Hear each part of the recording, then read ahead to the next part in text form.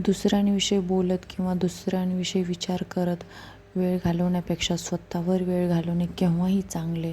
Welcome back to my channel. आणि आमची दुपारची क्रेविंग आहे इथे मस्त असे ब्रेड सँडविच. त्यासाठी ना मी इथे बटाट्याची भाजी बनवून घेतली आणि काही केलं ना हा काही कॅमेरा सेटच होत नव्हता आणि भाजी काही क्लिअर दिसतच नव्हती, कारण आमच्या घराच्या खिडकीतून ना खूप असा अंधार येतो. त्याच्यानंतर मग मी हा टॉर्च ऑन केला आणि जरा बऱ्यापैकी इथं दिसते आहे. तर ना मी याच्यात मटार पण टाकलेत, कारण माझं असं म्हणणं आहे जे सीजनल भेटतं ते खायचं.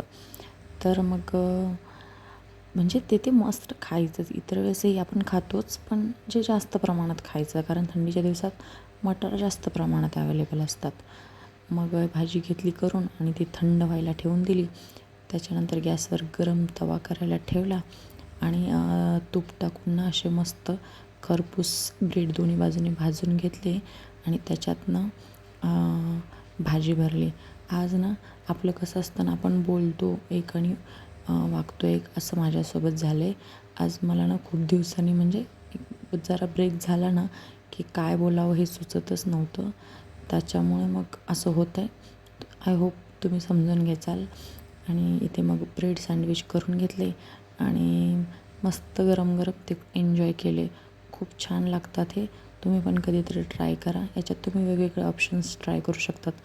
कांदा, काकडी, टोमॅटो, म्हणजे आपल्याला जे काय आवडेल, किंवा चीज टाकू शकता. आणि हे बटर टाकून भाजले तरीही खूप छान लागतात. तर मग त्याच्यानंतर हे आहे आमचं संध्याकाळचं रात्रीचं जेवण. हे होती धपाटी बनवलेली भाकरी, ही दुपारची राहिलेली उसळ, ही आहे कच्च्या टोमॅटोची चटणी आणि सकाळी ची राहिलेली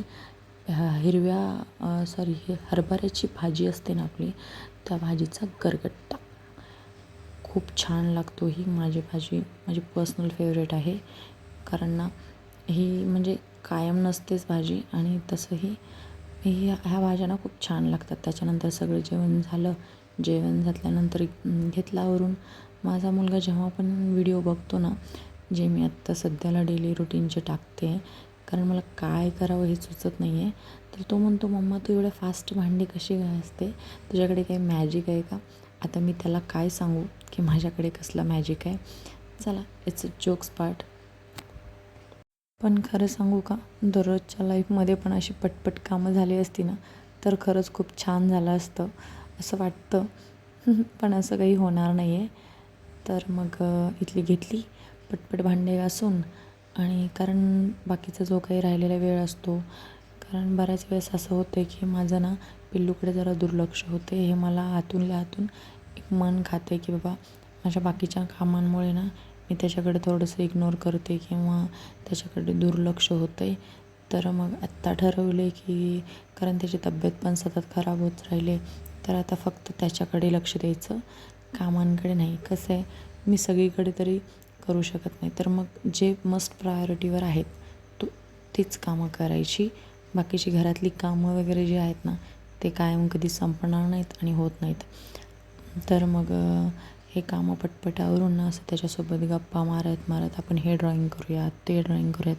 कारण त्याचं कसं असतं ना, मी मोबाईल घेऊन बसले ना की मग मम्मा मला पण दाखव मोबाईल, मला पण दाखव मोबाईल. मग त्यापेक्षा नाही का मी हे करते ड्रॉईंग.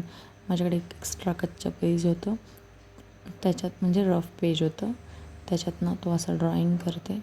तर आजचा आमचा दिवस गेला. Bye bye.